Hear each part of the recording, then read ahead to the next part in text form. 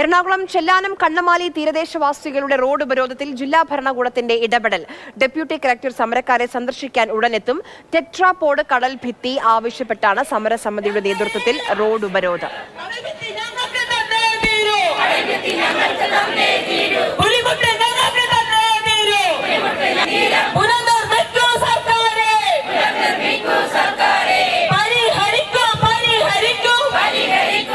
ബുദ്ധിമുട്ടുണ്ട് ഞങ്ങൾക്ക് ഈ കടൽ കാരണം.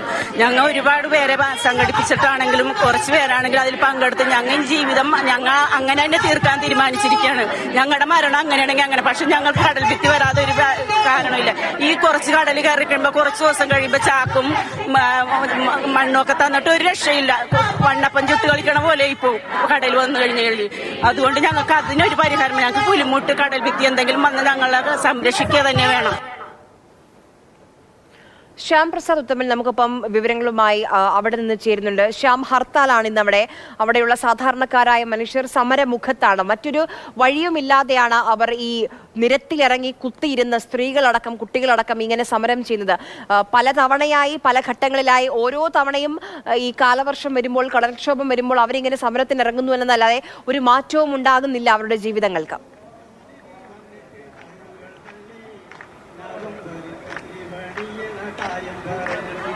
ഈ കാലവർഷക്കെടുതി വരുമ്പോൾ ഇങ്ങനെ ഈ ഉണ്ടാവുകയും അങ്ങനെ ഇവരുടെ വീടുകൾ നഷ്ടപ്പെടുകയും അതിങ്ങനെ കാലങ്ങളായി അനുവർത്തിച്ചുകൊണ്ടിരിക്കുകയാണ്. പക്ഷേ ഇവർക്ക് യാതൊരുവിധ പോംവഴിയോ മറ്റു പരിഹാരമോ ഒന്നും തന്നെ ഈ ഭരണ സംവിധാനങ്ങളിൽ നിന്നുണ്ടാകുന്നില്ല.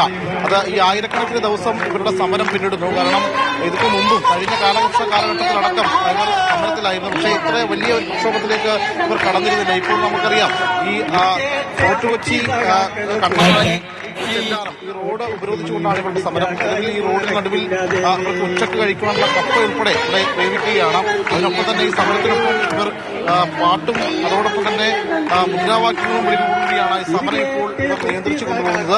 ജില്ലാ ഭരണകൂടം ഈ സമരത്തിൽ ഇടപെടുന്നു എന്ന വിവരമാണ് ഇപ്പോൾ അറിയുന്നത്. പക്ഷേ ഇവർ പറയുന്നത് കളക്ടർ ഉൾപ്പെടെയുള്ള ആളുകൾ നേരിട്ടെത്തണം. അതായത് നിലവിൽ ഇപ്പോൾ ഇവിടെ എത്തിയിരിക്കുന്നത് ഫോർട്ട് കൊച്ചി തഹസിൽദാരാണ്. അദ്ദേഹം എത്തിയാൽ പോരാ, കളക്ടർ അടക്കമുള്ള ആളുകൾ നേരിട്ടെത്തണം എന്നൊരു ആവശ്യം തന്നെയാണ് ഇവർ മുന്നോട്ട് വെക്കുന്നത്. ഈ സമരം എപ്പോൾ അവസാനിക്കും എന്നത് സംബന്ധിച്ച് ഇവർക്കും നിശ്ചയമില്ല. കാരണം കൃത്യമായ ഒരു പരിഹാരം അത് ബന്ധപ്പെട്ട ഉദ്യോഗസ്ഥർ നൽകിയാൽ മാത്രമേ ഞങ്ങൾ ഈ സമരത്തിൽ നിന്ന് പിന്മാറുകയുള്ളൂ എന്ന ഒരു നിലപാട് തന്നെയാണ് ഈ സമരസമിതി എടുത്തിരിക്കുന്നത്. അതുകൊണ്ട് തന്നെ ഈ സമരം എത്ര സമയം വരെ നീളും എന്നത് സംബന്ധിച്ച് ഇവർക്കും കൃത്യമായി അറിയില്ല. പോലീസ് പുറത്തുണ്ട്.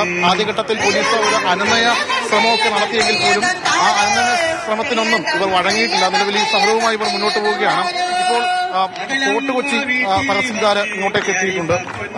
നിങ്ങൾ എങ്ങനെയാണ് ഇതിനെ കാണുന്നത്? അതിന് നല്ല അവിടുത്തെ പിയൂണ്ണ വിട്ടാൽ മതിയത്. അയാൾ വന്നിട്ട് ഒരു കാര്യമില്ല, ഞങ്ങൾ സംസാരിക്കാനുമില്ല. ആര് വരണമെന്നാണ് നിങ്ങൾ?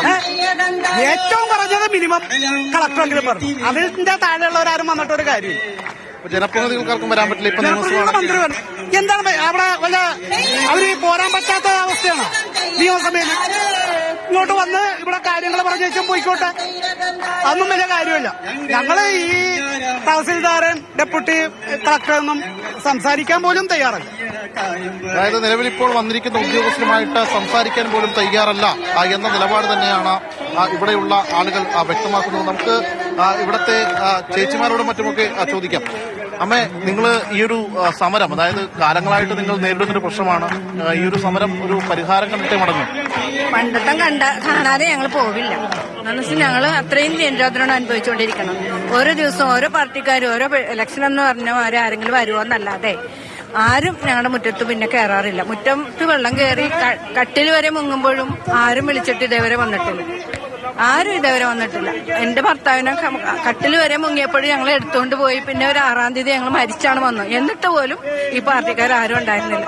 ഈ കടലുകാരനെ ഒരു അതി ഉണ്ടാകുന്നത് വരെ ഞാൻ എന്തായാലും എന്റെ മക്കളും എല്ലാം ഇവിടെ തന്നെ ഇരിക്കും, എടുക്കാൻ തയ്യാറാണ്.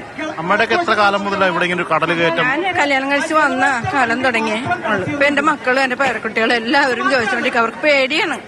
രാത്രിയാണോ ഞങ്ങൾക്ക് ഇപ്പോഴും പേടിയാണ്. എനിക്കും പേടിയാണ്, എന്റെ കുഞ്ഞുങ്ങൾക്കും പേടിയാണ്.